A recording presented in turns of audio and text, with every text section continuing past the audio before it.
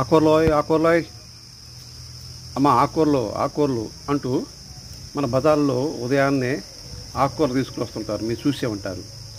ఆ ఆకుకూరలు ఏ వేసి పండించారో మనకు తెలియదు. అలాగే వాటి మీద నీళ్లు చల్లుకొని వస్తారు, ఆ ఏ నీళ్ళు మనకు తెలియదు. ఒకసారి మనం చూస్తే రకరకమైన వాసన వస్తుంది. ఆ వాసన మనం భరించడం, మళ్ళీ నీళ్లు పోసి ఉప్పేసి కడిగి శుభ్రం చేసుకుంటే కానీ మనం వాడుకోలేము. అలా కాకుండా వీళ్ళు చూడండి, వాళ్ళ ఇంటి ఆవరణలోనే కుండీల్లో ఆకుకూర పెంచుకుంటున్నారు. చూడండి, దీని ఆకు పేరు మీకు తెలుసా?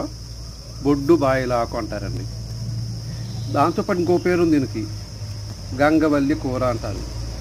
ఇవి మామూలుగా అయితే వర్షాకాలంలో వర్షం పడిన తర్వాత ఒక 15 రోజుల తర్వాత చూస్తే ప్రతి పొలంలో కూడా రోడ్డుకు ఆ వైపు ఈ వైపున కూడా విస్తారంగా పెరుగుతుంటుంది.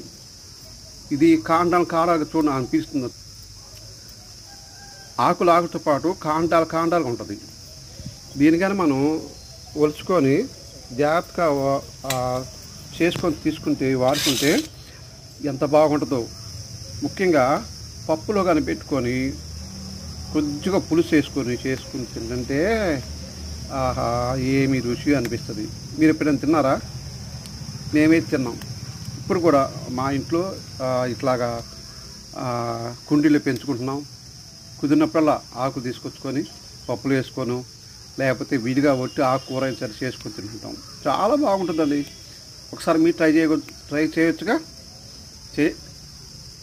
ట్రై చేయండి, చేస్తేగా తెలిసి దాని టేస్ట్ ఏందో.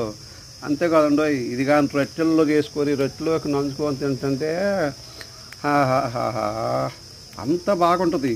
ఒకసారి మీరు చూడండి. ఇలాంటి మంచి మంచి ఆకుకూరలు మన ఇంటి ఆవరణలోనే మన ఇంటి ఆవరణలోనే పెంచుకోవచ్చు కదా.